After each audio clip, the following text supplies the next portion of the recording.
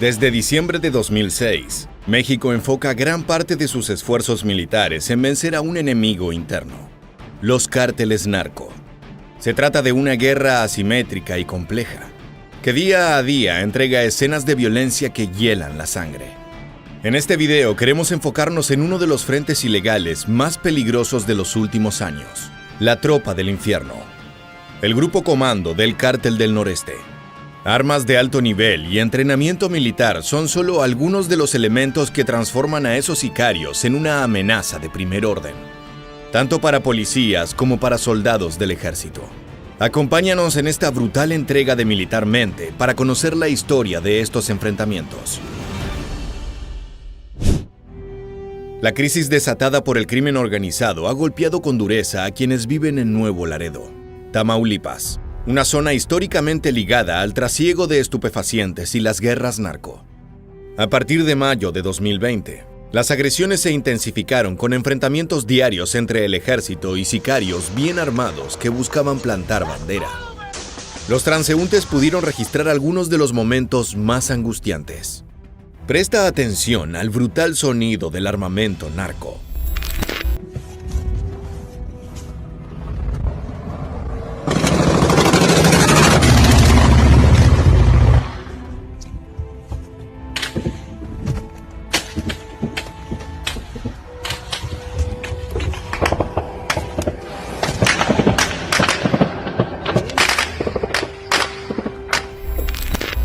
La situación fue en constante crecimiento, con robos a gasolineras y el traslado masivo tanto de criminales como de uniformados para pacificar la región. Se sentía en el aire que algo estaba a punto de colapsar. Solo restaba averiguar qué bando sería el que pusiera la sangre. Esa tensión explotó la madrugada del viernes 3 de julio de 2020, cuando Tamaulipas fue escenario de un brutal enfrentamiento entre unidades militares y una célula comando narco. Según fuentes policiales, los uniformados se encontraban realizando recorridos de vigilancia para inhibir actos delictivos. Para ello, se estableció un retén en varias rutas de acceso. Cualquier sospechoso era detenido para una inspección completa. De repente, la rutina se transformó en un infierno. Un grupo de hombres armados que viajaban a bordo de camionetas tipo pick-up abrieron fuego contra los militares. Estas impactantes imágenes fueron captadas durante ese intercambio de agresiones.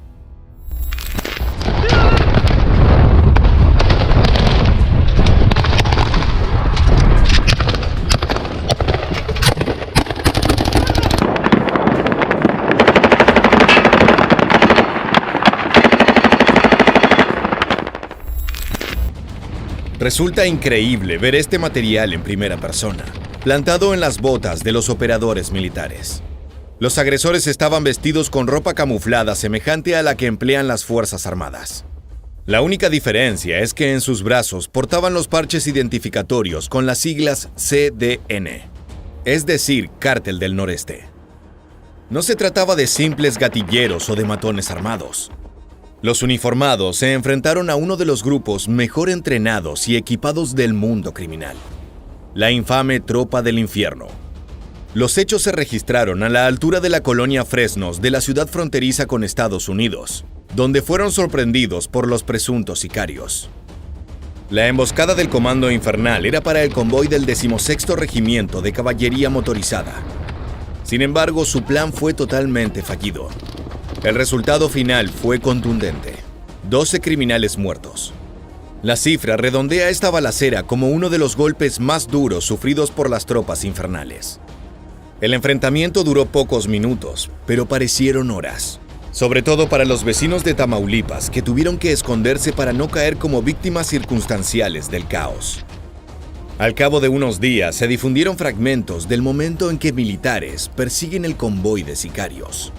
Las imágenes parecen tomadas de una película de acción.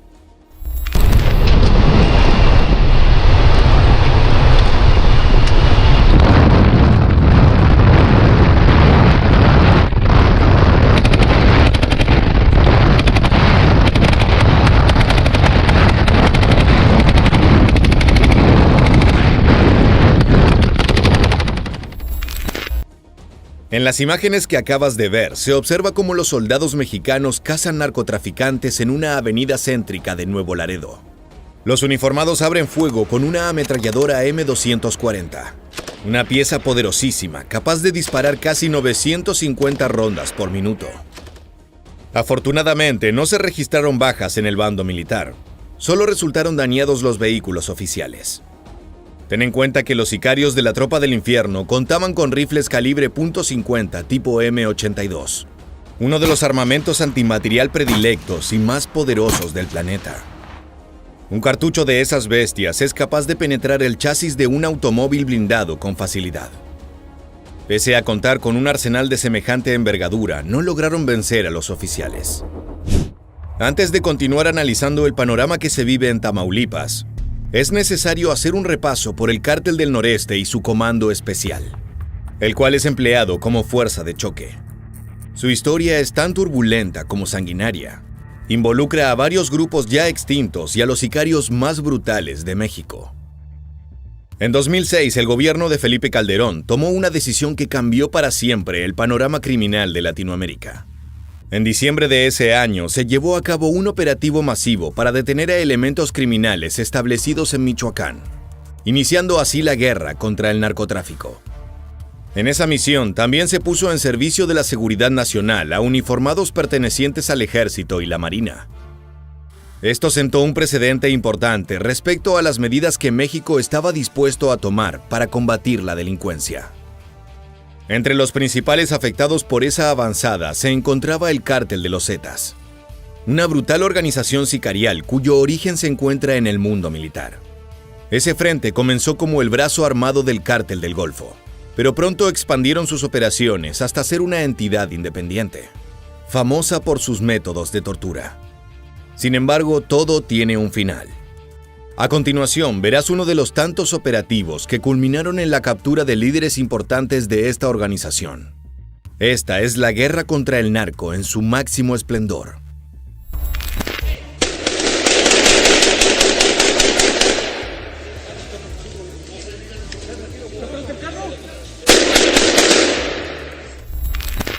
Cuando los Zetas cayeron por su propio peso, surgieron nuevas facciones herederas de dicha agrupación. La más peligrosa de ellas es el Cártel del Noreste, liderada por Juan Francisco Treviño Morales. Este frente tiene como epicentro de sus operaciones la ciudad de Nuevo Laredo, pero también plantó bandera en los estados de Tamaulipas, Nuevo León, Coahuila, Zacatecas, Morelos, Veracruz y Guerrero. Al mismo tiempo, se sospecha que sus redes criminales se extienden más allá del territorio mexicano, teniendo presencia en Venezuela, Bolivia, Guatemala, Honduras e incluso Estados Unidos.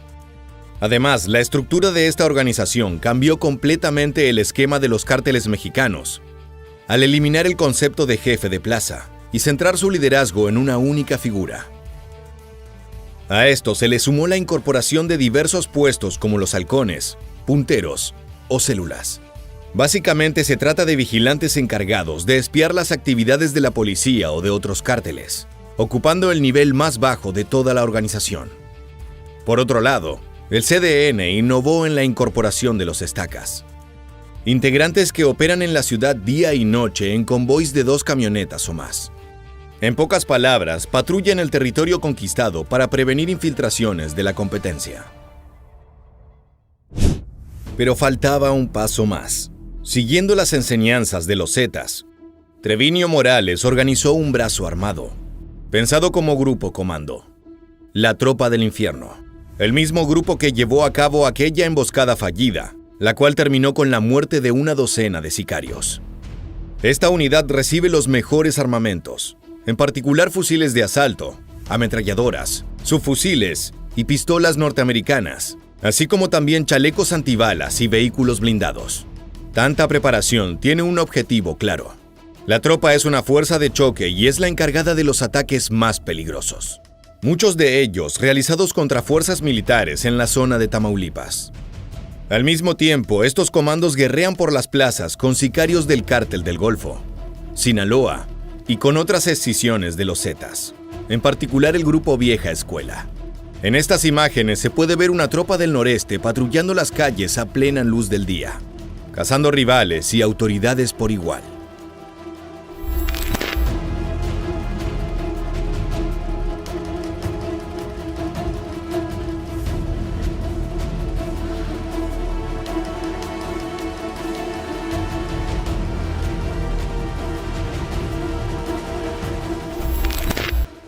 La primera actividad notable de la tropa ocurrió en el Centro de Operaciones de Nuevo Laredo el 24 y 25 de marzo de 2018.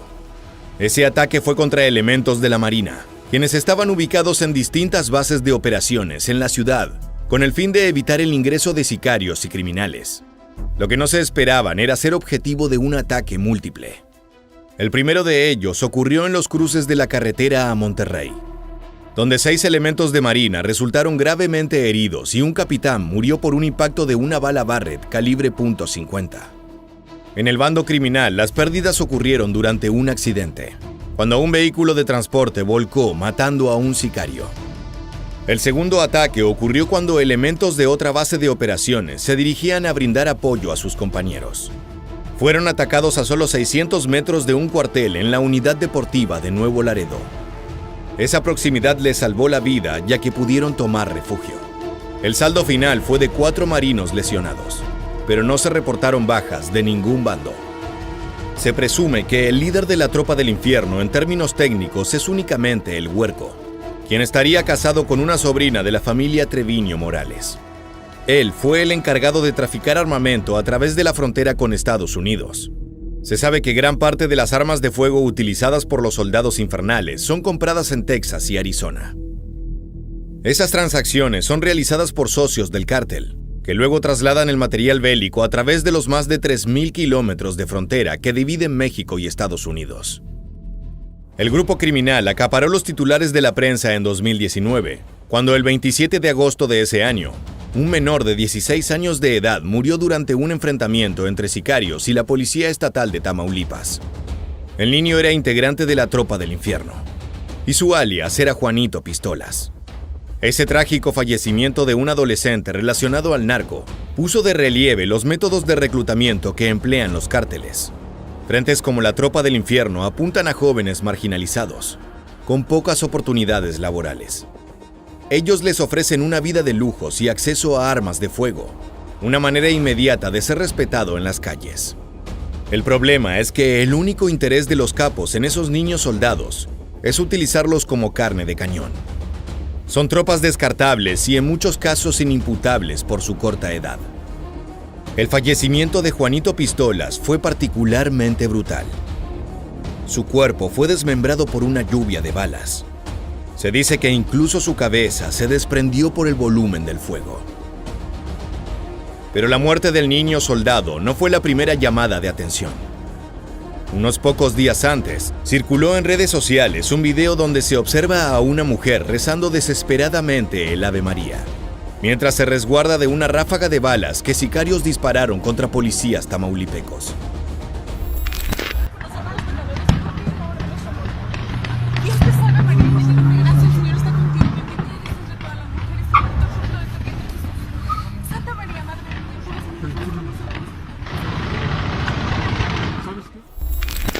En esa jornada se llevó a cabo una emboscada. La Tropa del Infierno atacó a elementos policiales que encabezaban un retén de revisión en la carretera que va de Nuevo Laredo a Piedras. El sufrimiento de esa mujer que pide a los cielos por seguridad es también el de cientos de miles de civiles que se encuentran atrapados entre el fuego cruzado de criminales y uniformados. De los casi 300,000 fallecimientos registrados desde el inicio de la guerra contra el narco, un gran porcentaje de ellos fueron vecinos, gente común y corriente que estaba en el lugar equivocado, en el momento equivocado. La respuesta criminal fue respondida con violencia policial. Muchos mexicanos aún recuerdan la ejecución extrajudicial de 8 sicarios de la Tropa del Infierno, ocurrida el 5 de septiembre de 2019. En aquel entonces, la Secretaría de Seguridad Pública de Tamaulipas informó sobre un exitoso operativo de contención realizado en Nuevo Laredo. Durante una confusa balacera, se abatió a 3 mujeres y 5 hombres que integraban ese grupo criminal. Además, se aseguraron varias armas y una camioneta que contaba con blindaje artesanal. Con el tiempo surgieron algunas dudas sobre este caso, ya que los informes se contradecían respecto a algunos datos. Es por eso que los medios sugirieron una posible ejecución extrajudicial, posiblemente motivado por el odio que le tienen los uniformados a esta célula criminal. La violencia del Cártel del Noreste continúa vigente pese a las acciones del ejército mexicano. El 26 de junio de 2022, en horas de la madrugada, agentes de la Fuerza Civil de Nuevo León fueron emboscados por un comando de 10 vehículos. Eran las 3 de la mañana, y los oficiales se vieron completamente sobrepasados por la ofensiva de la Tropa del Infierno. Los uniformados se percataron que no podían repeler el ataque y solicitaron apoyo, pero cuando arribó la caballería, los delincuentes ya habían emprendido la huida. El escenario era infernal.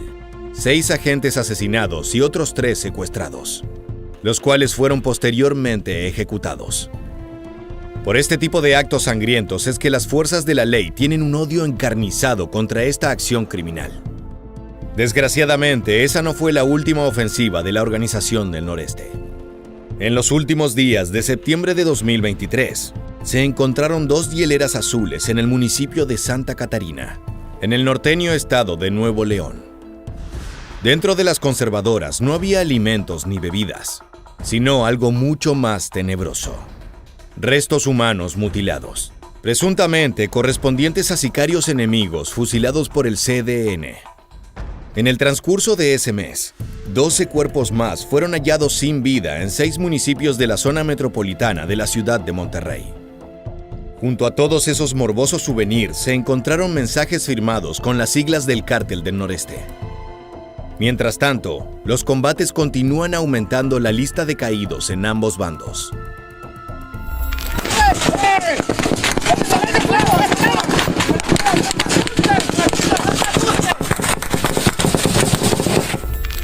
En medio del caos provocado por esos hallazgos de cuerpos, el secretario de Seguridad Pública del Estado, Gerardo Palacios, explicó a medios de comunicación que se trataba de una ola de violencia causada por una purga dentro de los grupos criminales que plantaron bandera en Tamaulipas. Todo indica que hubo deslealtades, y en el mundo del narcotráfico eso se paga con sangre. Según Palacios, el Cártel del Noreste se habría percatado de la presencia de posibles infiltrados que compartían información a grupos rivales como el Cártel de Sinaloa y los Rodos. Estos últimos identificados como una banda independiente que recibe apoyo de Ismael El Mayo Zambada, principal referente sinaloense. De acuerdo con las autoridades, el interés de esta organización delictiva en Monterrey es porque, al igual que Guadalajara y Ciudad de México, esa urbe es una de las de mayor consumo de drogas del planeta. No se trata de regiones productoras, pero sí son de gran compra. De ahí que se disputen su control varios bandos desde hace años. Para las fuerzas de la ley, otro de los factores que ha incrementado la actividad del Cártel del Noreste es que Monterrey pertenece al llamado Corredor del Golfo. México tiene 4 rutas de trasiego de drogas: la del Pacífico, la del Centro, la Ruta del Golfo y la del Caribe. Todas ellas tienen sus características particulares y son de gran interés para cualquier grupo criminal.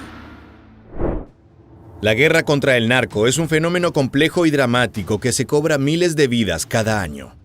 Día a día se reportan derrotas dolorosas o victorias importantes, como la que te describimos al inicio del video. Pero la sangre no termina de inclinar la balanza para el lado de la justicia. El gran problema es que estos eventos brutales parecen no alterar el estado actual de las cosas. Los cárteles de la droga dominan todo el territorio con puño de acero, con grupos comando tan bien preparados y armados como la Tropa del Infierno. Los desafíos emprendidos en 2006 se ven cada vez más complicados de cumplir. Desde este canal esperamos que el futuro le depare paz a las calles mexicanas. Se necesitaron 6 horas de implacable tiroteo y la pérdida de 2 valientes infantes de marina, pero finalmente el temido Antonio Ezequiel Cárdenas Guillén, conocido como Tony Tormenta, fue eliminado. Este criminal narco asumió el liderazgo del poderoso Cártel del Golfo después de la captura de su hermano Ociel en 2003. Durante el feroz enfrentamiento entre militares y sicarios sucedido en Matamoros, que obligó al cierre de 3 de los 4 puentes que conectan la ciudad con Texas, otros 3 criminales perdieron la vida, además del jefe.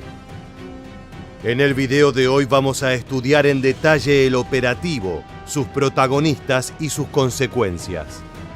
Prepárense para ver una ciudad tomada por asalto, sumida en balaceras, explosiones y muerte. Pónganse a cubierto para ver esta nueva entrega de Militarmente. El 5 de noviembre de 2010 marcó un antes y un después en la vida de uno de los cárteles más siniestros de México.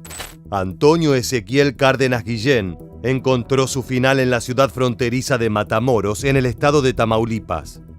Este individuo, lejos de ser un delincuente común, ostentaba el título de jefe supremo en el Cártel del Golfo, una de las organizaciones criminales más imponentes de América Latina, en constante pugna por el liderazgo regional contra los Zetas y el Cártel de Sinaloa. Desde el año 2006, el gobierno mexicano se encuentra inmerso en la guerra contra el narco, una feroz campaña contra el crimen organizado. Sin embargo, poner fin al reinado de este capo no fue tarea fácil. La operación que pretendía detenerlo se gestó ambiciosamente, llamando a la acción a más de 600 infantes de la Marina Mexicana. Estos valientes oficiales fueron desplegados estratégicamente, empleando camiones blindados, automóviles y otros recursos para cerrar herméticamente los caminos hacia la frontera con Estados Unidos. Esto eliminaba cualquier vía de escape posible para el esquivo Tony Tormenta. El gobierno mexicano estaba determinado a no dejarlo huir. Pero ¿por qué las autoridades querían a este hombre tras las rejas a como dé lugar? Antonio Ezequiel Cárdenas Guillén fue una figura sombría en el oscuro mundo del narcotráfico de México. En compañía de su hermano Osiel, se alzaron con el control del Cártel del Golfo, forjando en los años 90 un imperio del crimen que halló su centro de operaciones en Tamaulipas. Para el año 2003, el grupo criminal ya era reconocido como una amenaza global por el FBI y otras entidades internacionales de justicia. Los narcotraficantes se codeaban con las mafias más temidas del planeta, desde la camorra italiana hasta los yakuza japoneses y el círculo de los hermanos de Rusia. En los años 80, Antonio era apenas un pequeño traficante, un nombre casi imperceptible en el vasto paisaje del narcotráfico. ¿Quién hubiera pensado que este delincuente de poca monta se alzaría para convertirse en una figura temida y perseguida en todo el continente? Con maestría táctica dirigió las operaciones en la zona del Golfo, orquestando la logística, empaquetado y traslado de incontables kilogramos de droga hacia Estados Unidos a través de la frontera con Brownsville, Texas. La importancia de un capo se refleja en la suculenta recompensa ofrecida por la DEA a cambio de cualquier información. En el caso de Tony Tormenta ascendía a $5 millones por datos que condujeran a su captura. Desde 2008, Estados Unidos acusaba a este narcotraficante de contrabandear varias toneladas de cocaína y marihuana en su territorio a través del corredor Matamoros-Brownsville. Con 48 años, este hombre era uno de los criminales más importantes del planeta. Su influencia se extendió como una sombra por la costa este de México, al menos hasta el fatídico año 2009, cuando sus propios hombres se rebelaron, desatando una lucha interna por el territorio. Los Cárdenas Guillén, quienes eran sin duda astutos estrategas, sabían que necesitaban un violento grupo de choque para llevar adelante sus negocios. Por ese motivo dieron vida a los Zetas, reclutando a exmiembros de las Fuerzas Especiales Mexicanas, transformándolos en leales guardianes de los capos, acción que llevó al Cártel del Golfo a otro nivel. Adentrémonos en los orígenes de los Zetas, esta agrupación salvaje y singular. Su historia todavía genera escalofríos en todos los rincones de México, como la de uno de los grupos criminales más brutales y despiadados de la historia. Su génesis se remonta a un grupo formado por desertores de las Fuerzas Especiales, inicialmente al servicio de la agrupación de Tony Tormenta. Este escuadrón, convertido en el brazo armado del cártel, contribuyó a consolidarlo como uno de los más poderosos y temidos en México gracias a sus estrategias salvajes y sanguinarias. Los Zetas acostumbraban a amedrentar a rivales y autoridades mediante videos y relatos de sus violentos atentados. Incluso desataban un infierno particular contra sus propios miembros al descubrir indicios de traición o sospecha de deslealtad. Estos ex soldados corruptos abrieron un oscuro capítulo en la historia del crimen organizado, que dejó una estela de caos y terror, incluso en los civiles, como demuestra este informe. Aquí los Zetas tenían un campo de exterminio o cocina, como la nombraban porque ahí era donde mataban, cercenaban, quemaban y cocinaban a sus víctimas al deshacerlas en ácido. Con el tiempo, estos ex militares vislumbraron la posibilidad de establecer su propia organización delictiva. Optaron por trabajar de manera independiente, desencadenando inevitables enfrentamientos entre bandas y guerras narco que cobraron la vida de innumerables personas. Los Zetas se alzaron en armas contra los hermanos Cárdenas Guillén, sumiendo a Tamaulipas en una espiral de violencia interminable. Esto fue un duro golpe para el Cártel del Golfo, debilitando su tejido criminal y poniéndolos contra las cuerdas. A raíz de esas fisuras se generó el arresto de uno de los líderes narco. Tras la detención de su hermano Ociel, quien cayó en una operación conjunta de fuerzas mexicanas y autoridades estadounidenses, Tony Tormenta se vio obligado a consolidarse como líder del Cártel del Golfo. Con Ociel encarcelado en Texas, quien se convirtió en el principal rival de Antonio Cárdenas fue José Eduardo Costilla, alias El Cos, sanguinario líder de los Zetas. Distraído mientras los sicarios de los Zetas acechaban desde las sombras, Tony Tormenta no percibió el temporal que se gestaba en el norte. La DEA, la implacable oficina estadounidense especializada en combatir el narcotráfico, presionó al gobierno mexicano para asestar un golpe al corazón del Cártel del Golfo. El plan era claro: ir por la cabeza del líder para desfragmentar la organización por completo. Así se gestó un amplio operativo que involucró al Ejército y a la Marina de México, desplegando a 660 efectivos para cercar toda la ciudad de Matamoros, el bastión principal de este grupo delincuencial. Aunque esta población alberga a poco más de 500,000 de habitantes, su importancia como ciudad fronteriza persiste como una pieza clave para grupos delictivos. Este estratégico enclave se convierte en el epicentro para el tráfico de drogas, migrantes y armas hacia Estados Unidos. La codicia de los narcotraficantes por esta joya geográfica no solo marca el pulso de la ciudad, sino que también desencadena enfrentamientos constantes entre civiles armados y las fuerzas de seguridad del Estado, que luchan incansablemente por frenar las operaciones de las agrupaciones criminales.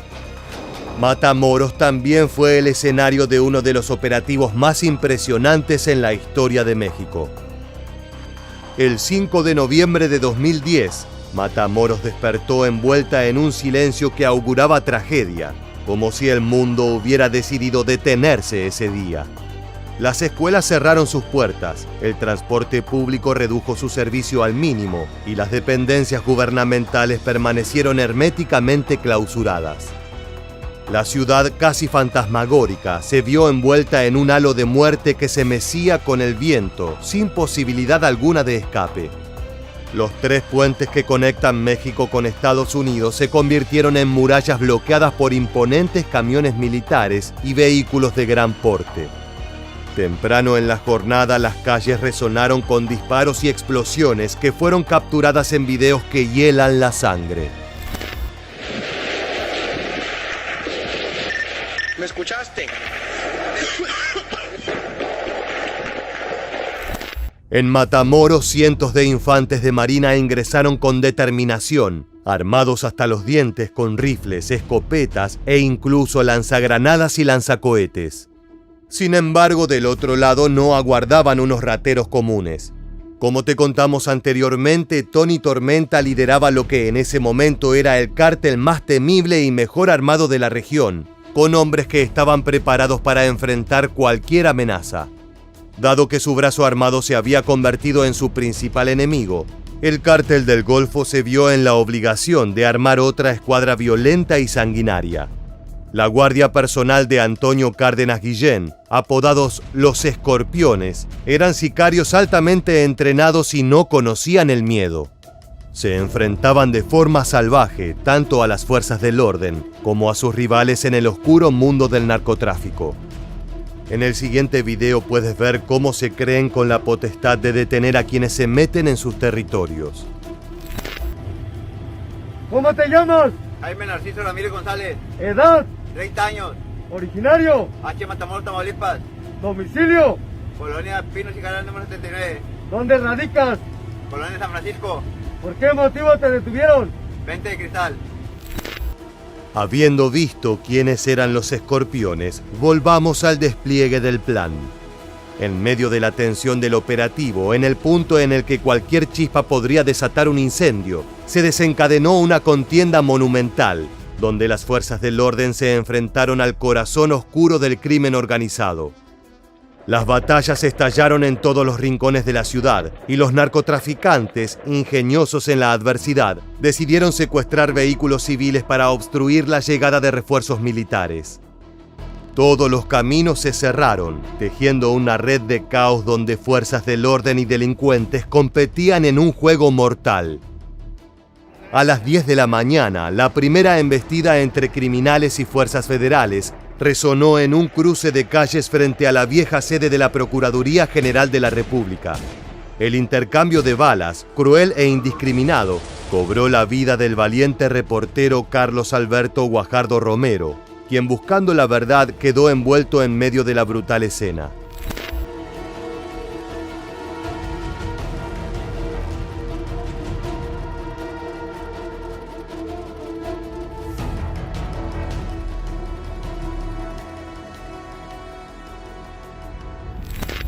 Este trágico suceso marcó el sombrío inicio de un increyendo sanguinario que consumió a toda la ciudad de Matamoros. Esto desató el pánico entre sus inocentes habitantes, quienes impotentes se refugiaban en sus hogares esperando permanecer con vida. Para las 3 de la tarde, las fuerzas navales mexicanas, en una frenética búsqueda, localizaron el paradero de Tony Tormenta. Se lanzaron audazmente hacia su captura, pero fueron recibidas con un diluvio de disparos de alto calibre y explosiones de granadas. Los leales sicarios defendieron a su líder con valentía hasta las últimas consecuencias. El capo del Cártel del Golfo, conocedor del destino que le aguardaba, intentó una huida audaz a bordo de una camioneta negra, resguardado por sus fieles guardaespaldas escorpiones. La persecución que se desató tiñó las calles de Matamoros con el rastro de un enfrentamiento desesperado. En esta arriesgada caza, 170 elementos de la Marina se sumaron a la implacable persecución. 3 helicópteros y 17 vehículos tácticos se movilizaron en una coreografía letal, determinados a poner fin a la desesperada escapada de Cárdenas Guillén. La ciudad se convirtió en un escenario surrealista de explosiones y disparos de artillería, donde la justicia y el crimen colisionaban en una danza mortal por el control de las calles. A la caída de la tarde, las fuerzas mexicanas lograron cerrar el cerco en torno a Tony Tormenta y su escolta de élite, desatando un frenesí de balas en un enfrentamiento épico. En medio del feroz intercambio, el temido capo del narcotráfico sufrió heridas mortales, igual que 2 de sus leales secuaces y 3 valientes miembros del ejército. El desenlace fue implacable. Antonio Cárdenas Guillén cayó abatido por las balas de los infantes de Marina, marcando el fin de una década de terror al frente del Cártel del Golfo. El personal naval fue agredido con disparos de armas de fuego de grueso calibre y granadas. A las 17:35 horas concluyeron las acciones al confirmarse la muerte de Ezequiel Cárdenas Guillén y 4 integrantes de su escolta personal que lo acompañaban. La operación, considerada un golpe al centro de la criminalidad, resonó en los salones del poder en México y Estados Unidos. Fue un logro merecidamente celebrado por el gobierno mexicano, la DEA y las autoridades norteamericanas. Sin embargo, tras la humareda de la batalla, emergieron cifras contradictorias en los informes. Algunos sostenían que ese día sucumbieron 50 sicarios del Cártel del Golfo a manos del Ejército y la Marina Mexicana, mientras que medios internacionales, especialmente de Texas, elevaban la cifra a casi 100 entre criminales, soldados y civiles. Sea cierto cualquiera de los datos, es el lamentable precio que se pagó para detener 10 años de imperio criminal de los Cárdenas Guillén. La muerte de Tony Tormenta no marcó solo el final de un capítulo oscuro en la historia mexicana, sino que desencadenó una lamentable espiral de violencia en la costa este de México. Los Zetas, oliendo sangre como un depredador entrenado, aprovecharon el caos y el vacío de poder para lanzar una despiadada campaña por el control regional, lo que desencadenó más de 10.000 muertes en las cruentas guerras entre narcotraficantes. La batalla por el poder estaba lejos de concluir y la tierra se estremecía ante la implacable marea de la violencia. Los integrantes de los Zetas dejaron su huella en forma de narcomantas colgadas en árboles y puentes, especialmente en las ciudades de Reynosa y la industrial Monterrey. Estos mensajes burlones resaltaban con ironía la caída del capo narcorrival. Una de las pancartas llevaba la inscripción: "Una vez más se demuestra el destino de los traidores, que no caben en ninguna parte ni en el infierno". Veamos algunos ejemplos.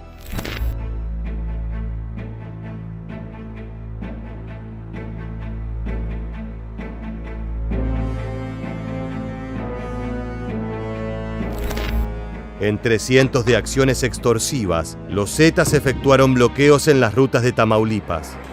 Estos cortes, estratégicamente dispuestos para avasallar distintos territorios, fueron finalmente desmantelados por soldados y policías federales.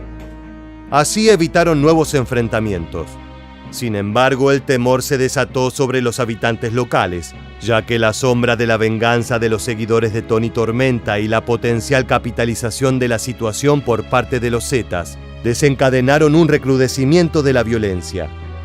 Por ejemplo, un residente expresó su alivio por la eliminación del líder, pero también señaló la inquietud, consciente de que la organización podría nombrar a otro jefe y que el ciclo de violencia y narcotráfico se inicie nuevamente.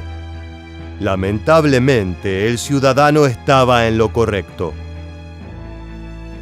La caída de Tony Tormenta efectivamente cerró un ciclo de violencia y poderío del Cártel del Golfo. Sin embargo, eso solo generó un terreno fértil para la guerra narco. A partir de entonces, el estado de Tamaulipas se convirtió en un campo de batalla constante entre titanes del crimen organizado: el Cártel del Golfo, el Cártel del Noreste y los Zetas. En medio de esta violenta lucha emergieron nuevos actores como el Cártel Jalisco Nueva Generación y el Cártel de Sinaloa, desafiando la hegemonía en la región. Matamoros puntualmente sigue siendo la gema más codiciada, convertido en el terreno de disputa donde más violencia se vive. Esta es la lamentable contracara de la guerra contra el narco.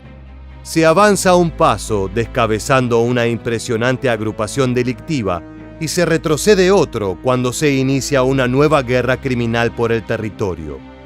Esperemos que esta tragedia termine pronto y de la mejor manera.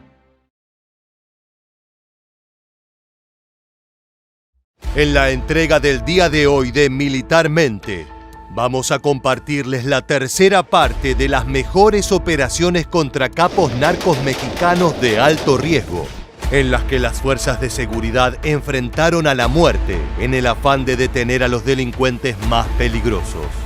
No perdamos ni un segundo y comencemos con el video.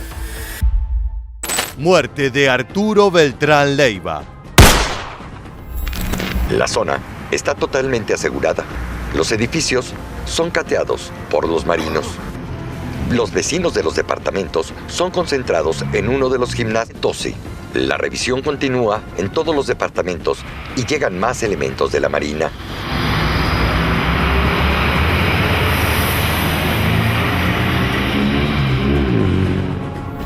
Las impresionantes imágenes que acabas de ver corresponden al operativo que terminaría con la muerte de Arturo Beltrán Leiva. Esta misión se inició el 11 de diciembre de 2009, cuando elementos de la Armada irrumpieron en una fiesta en un poblado cercano a Tepoztlán, Morelos. Alguien había denunciado que en el evento se encontraba Leiva y su mano derecha, Valdés Villarreal, alias La Barbie, un sobrenombre poco convencional para un temible capo criminal. Al percatarse de la presencia de autoridades en el lugar, los narcos iniciaron un tiroteo digno de una película de acción de Hollywood, pero que en la vida real es verdaderamente escalofriante, como pueden ver a continuación.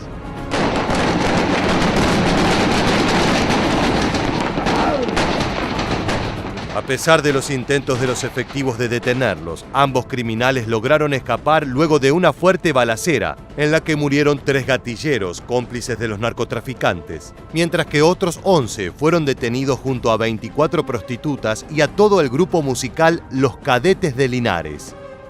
Después de declaraciones por parte de detenidos en dicha fiesta, la Marina logró dar con el paradero del capo narco. Se encontraba refugiado en una de sus tantas casas, más precisamente en un edificio residencial de lujo en Cuernavaca. Aquel lugar se convertiría en nada más ni nada menos que la tumba del jefe de jefes.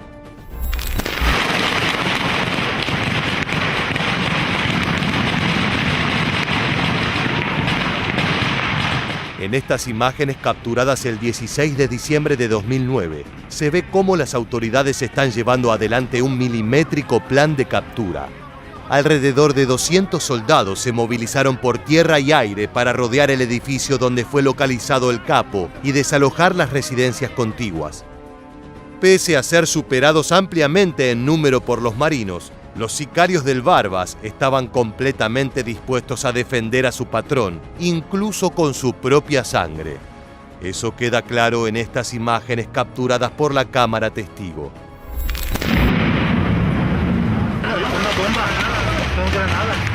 Al momento de aproximarse, una balacera infernal se desató sobre los efectivos, que no dudaron en responder a las agresiones con igual potencia de fuego. Además de balearlos con ametralladoras automáticas, los sicarios arrojaron no menos de 20 granadas de fragmentación contra ellos, causando estragos en las fuerzas de seguridad.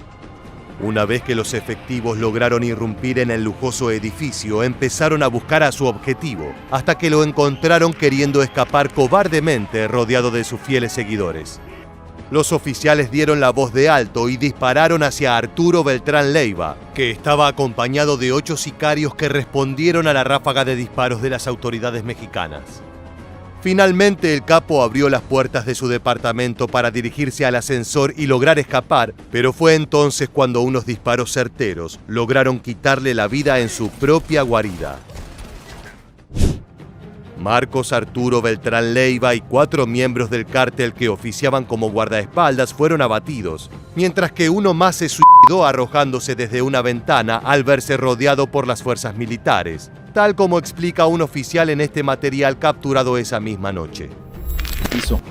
Uno de ellos se aventó de ahí de la... ¿Está la luz? Se aventó, ahí están ahí los manches de sangre. Ya de la desesperación se aventó. Ahí cayó. El saldo para las fuerzas de seguridad fueron 2 marinos de la Armada heridos por esquirlas de granada y un fallecido.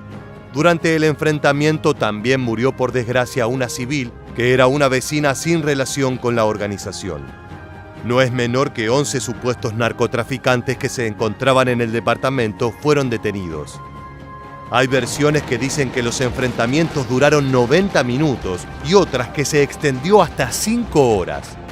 Lo cierto es que en el fragor de la batalla y con las balas narco a punto de terminar tu vida, todo puede reducirse a un segundo.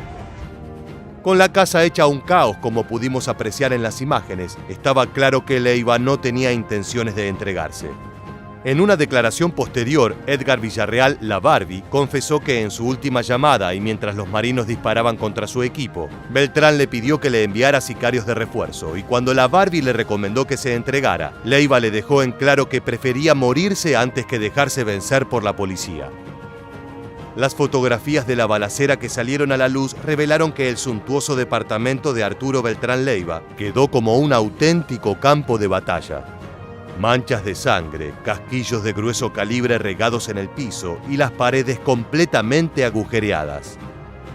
Las autoridades mexicanas lograron incautar $280,000 en efectivo, además de 16 fusiles de asalto AK-47 y AR-15, 4 pistolas, 74 cargadores y 1.700 cartuchos útiles, lo que hace suponer que esta banda de criminales estaba planeando algún golpe. Es verdaderamente incómodo ver que en la habitación principal quedaron juguetes, una Biblia, un libro, imágenes religiosas y un rosario. Estos narcos convivían en este caos de negocios turbios con su familia, allí mismo donde sobre la cama había una colcha con una enorme mancha de sangre. No podían faltar los artículos de lujo, típicos de la ostentación de los jefes criminales. Los forenses encontraron que en el armario quedaron colgados camisas y pantalones de la marca Hugo Boss y unas exóticas botas de piel de cocodrilo. A algunos fotógrafos se les permitió hacer tomas del cadáver de Beltrán Leiva, sobre las que hay controversia. Las fotografías muestran al capo con los pantalones a la altura de las rodillas, humillado y cubierto de dólares ensangrentados. El diario Reforma aseguró en aquel entonces que el narcotraficante había sido expuesto de esa forma para mandar un mensaje, pero la Secretaría de la Marina desmintió dicha versión categóricamente. Pero a esta película de muerte y destrucción todavía le faltaba una escena. Investigaciones posteriores al hecho confirmaron que Melquisedec Angulo Córdoba, que falleció durante el enfrentamiento, fue el joven marino que dio el tiro de gracia a Beltrán Leiva. El 22 de diciembre, durante el velorio de Angulo en Paraíso, Tabasco, familiares hablaron del orgullo que tenían por él, pero esa misma noche sicarios irrumpieron en la vivienda del oficial y asesinaron a su madre, su tía y a 2 de sus hermanos. Este acto fue interpretado como la venganza del cártel de los Beltrán por la muerte de su líder, demostrando que la pesadilla narco no estaba concluida.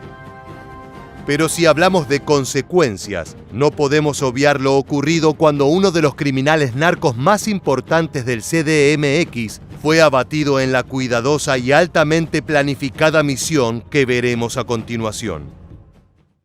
Muerte de Felipe de Jesús Pérez Luna, el Ojos. La mañana del 20 de julio de 2017, las calles de la colonia Conchita Zapotitlán, en la alcaldía Tláhuac, Ciudad de México, parecían haber amanecido como cualquier otro día. Sin embargo, de forma silenciosa, 80 efectivos de inteligencia de la Secretaría de Marina y 3 unidades militares llegaron a la calle Simón Álvarez y estacionaron delante del número 47. Eran las 11:30 de la mañana cuando apenas se empezaba a esparcir el rumor de la presencia militar, pero justo en ese momento se asentó un golpe certero y efectivo. Fueron 7 meses de investigación para llevar a cabo este operativo, en el que la Marina, con apoyo de la Policía Capitalina, encontró y enfrentó a Felipe de Jesús Pérez Luna, mejor conocido como El Ojos, junto con 7 de sus cómplices más allegados pertenecientes al cártel de Tláhuac. Según las imágenes difundidas por un video en las redes y televisión, fue a través de las cámaras de vigilancia del Centro de Monitoreo de la ciudad que se confirmó que el capo de Tláhuac había arribado a su domicilio vistiendo una gorra y playera. Esa mañana de julio se convirtió en una espectacular secuencia de disparos, corridas, gritos y luego el silencio total.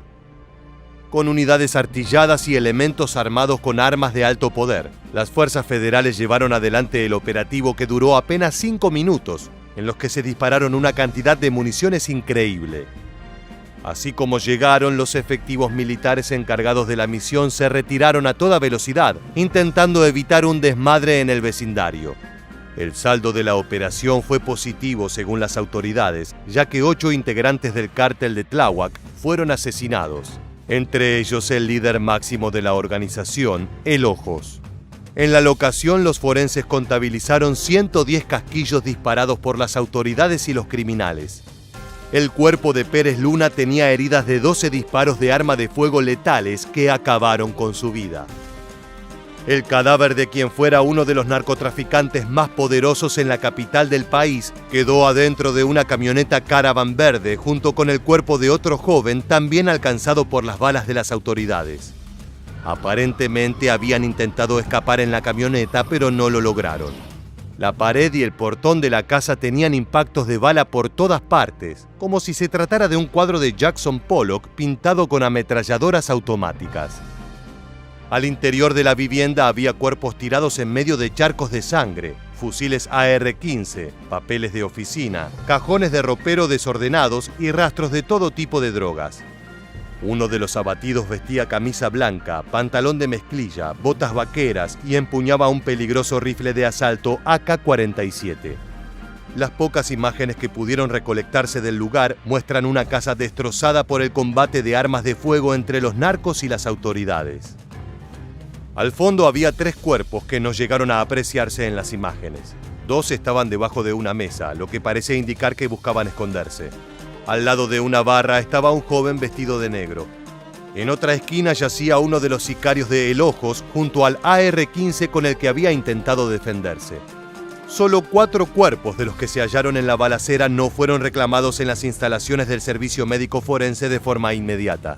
Uno era el de Felipe de Jesús Pérez Luna y el otro de su abogado defensor, Delfino López Álvarez, un penalista que se ocupaba de manejar sus asuntos turbios. Los 2 cadáveres restantes que retuvieron las autoridades fueron de 2 presuntos sicarios, uno proveniente de Chiapas y el otro de Tamaulipas. El entonces jefe de gobierno de la Ciudad de México, Miguel Ángel Mancera, dijo en conferencia de prensa que el operativo se había planeado con muchos meses de antelación para intentar asegurar que la misión fuera un éxito. Primero se identificó la ubicación de los principales operadores del cártel de Tláhuac, que presuntamente se dedicaban al narcotráfico, extorsión y secuestro en las alcaldías de Tláhuac, Milpa Alta, Xochimilco e Iztapalapa, y luego se ejecutó la misión que contemplaba capturar al jefe de la banda vivo o muerto. A pesar de que el golpe de la CEMAR se realizó en 5 minutos, las consecuencias marcaron un hecho histórico en la capital mexicana. En cuestión de minutos, la columna vertebral de la organización, sin la cual el cártel de Tláhuac no hubiera podido funcionar jamás, se alzó en contra de las autoridades. Estamos hablando de los mototaxistas que trabajaban para Felipe de Jesús y reaccionaron tras su muerte. A través de radios y mensajes de WhatsApp se emitió una alerta que rápidamente llegó a cada uno de los 10.000 mototaxistas apadrinados por el cártel. El patrón cayó, lo que generó una reacción violenta en la comunidad manejada por el cártel de Tláhuac, como registraron las cámaras en el lugar. Felipe de Jesús Pérez Luna utilizó la máscara de líder de mototaxistas para tapar las verdaderas fuentes de sus negocios, que eran la venta de drogas, extorsiones, homicidios por encargo, robo de autos y venta de piratería. Para nutrir esa compleja red, Felipe apadrinó a más de 10.000 familias de Tláhuac que supuestamente no encontraban oportunidades de empleo dignas, ofreciéndoles trabajo como choferes de mototaxis, contando con al menos 10.000 trabajadores para el cártel de Tláhuac. Los mototaxistas tenían la consigna de ser los ojos del cártel, y de ahí venía el apodo del caponarco. Estas humildes personas informaban sobre todo lo que ocurría en las calles, incluidos los operativos de la policía, y por supuesto, movían la mercancía entre los clientes. Estos trabajadores sintieron la necesidad de vengar la muerte de su protector narco y generaron disturbios nunca antes vistos en la Ciudad de México. A veces las consecuencias son más directas que sociales, como por ejemplo que en medio de una misión un helicóptero de guerra pase por encima de tu casa mientras intenta abatir a un caponarco, como sucedió en el operativo que vamos a compartirte ahora. Muerte de Juan Patrón Sánchez, el H2. Las fuerzas militares de México estaban al acecho cuando fueron informados del paradero de Juan Patrón Sánchez, alias H2, uno de los responsables de la violencia reinante en todo México, y se propusieron detenerlo a como dé lugar. De inmediato se puso en marcha el operativo conocido como Operación Barcina, que consistió en asaltar vía aérea y terrestre la guarida del H2, una casa de seguridad en la colonia Linda Vista en Tepic, Nayarit, para capturarlo vivo o muerto. ¿Qué tan arriesgado podía ser localizar al objetivo en su escondite y abrir fuego desde un Black Hawk artillado con una minigun calibre 7.62 milímetros, disparando 3.000 balas por minuto en una zona habitada durante la noche? La respuesta claramente era que el plan era peligroso y aventurado, pero el grupo táctico de la Marina Armada de México estaba determinado a llevarlo a cabo para intentar que los grupos narcos retrocedieran en su escalada de violencia por el territorio. La noche del operativo, el 9 de febrero de 2017, cerca de las 21:30, un grupo de infantería armado con rifles M16 se aproximó a las inmediaciones del escondite de H2, pero fueron recibidos de la peor manera. Desde la terraza de la vivienda que se usaba como búnker, llovió sobre ellos una balacera infernal que los obligó a ponerse a cubierto. Los sicarios de Patrón Sánchez estaban dispuestos a llegar hasta las últimas consecuencias, por lo que los elementos de la Marina tuvieron que pedir refuerzos. Sobre el cielo estrellado de la noche se oyó el estruendo de los motores del helicóptero Sikorsky UH-60, más comúnmente conocido como Black Hawk, una precisa herramienta de combate de casi $45 millones y una de las favoritas de la milicia estadounidense. Esta bestia armamentística puede transportar cómodamente 4,5 toneladas de carga, que pueden traducirse en un grupo de soldados y capacidad de fuego como una ametralladora M134, sumando también misiles antiblindados AGM-114 Hellfire y misiles aire-aire AIM-92 Stinger. Surcando el espacio aéreo nocturno en Tepic, la aeronave acudió al llamado de refuerzos de la infantería. Acercándose a la casa refugio de H2, abrió fuego para intentar disuadir el ataque enemigo y hacer que los sicarios se bajaran del techo de la casa. Inentendiblemente, los narcos respondieron al fuego con fuego y dispararon contra el Black Hawk. A pesar del peligro, el helicóptero se aproximó a la azotea, localizó y fijó a sus objetivos en la oscuridad de la noche. Sin que los enemigos pudieran contraatacar, la minigun desplegó todo su poder de combate y abatió a los criminales. Con la amenaza desactivada, los soldados de la élite de la Marina Armada de México ingresaron a la propiedad en busca del objetivo principal. Una vez dentro, fueron recibidos por un grupo de enemigos que abrieron fuego. La experiencia y frialdad de la infantería de este grupo especializado fue imbatible para un grupo de narcocriminales acorralados. En el enfrentamiento, la infantería eliminó a 8 delincuentes, entre los que se encontraba presuntamente Juan Francisco Patrón Sánchez. Esa misma noche, a través de su cuenta de Twitter, la Marina hizo saber las impactantes noticias. Hoy, en un enfrentamiento entre delincuentes y fuerzas federales, fue abatido Juan Francisco N. con 7 cómplices más. La identidad del H2, líder del cártel de los Beltrán Leiva, fue posteriormente ratificada por la Secretaría de Gobernación a los medios nacionales. El objetivo, que era dar con el hombre responsable de la violencia en Sinaloa, convirtiéndolo en uno de los municipios más violentos del país, había sido cumplido. Según la acusación, H2 fue el responsable de al menos 150 muertes en los meses previos a su abatimiento, cosa que explicaría el estado de violencia permanente en el que vivía y que se reflejaba en las consecuencias del operativo. La caída de H2 significó un duro golpe contra el cártel, dejándolo prácticamente desarmado después de esta exitosa misión de las autoridades, por lo que la siniestra venganza narco contra las autoridades no iba a hacerse esperar. Luego del operativo, esa misma noche ocurrió una agresión en respuesta a la Operación Barcina en las inmediaciones del aeropuerto de Tepic. Durante un recorrido de vigilancia, un grupo de soldados mexicanos fueron atacados sorpresivamente por sicarios narco del clan Beltrán Leiva. Al responder a la agresión, otros 4 integrantes de la agrupación, hasta entonces liderada por H2, resultaron abatidos. El saldo final del enfrentamiento de las autoridades contra el cártel Beltrán Leiva la noche del 9 de febrero de 2017 consistió en 11 enemigos eliminados. Estamos llegando al final del video y no queríamos dejar de preguntarte, ¿qué opinas de estos operativos? ¿Te gustaría que hagamos más contenido de este tipo de enfrentamientos? Deja tus opiniones en los comentarios abajo. Hasta aquí el video de hoy. Te agradecemos haber llegado hasta el final y te esperamos en las próximas entregas de Militarmente.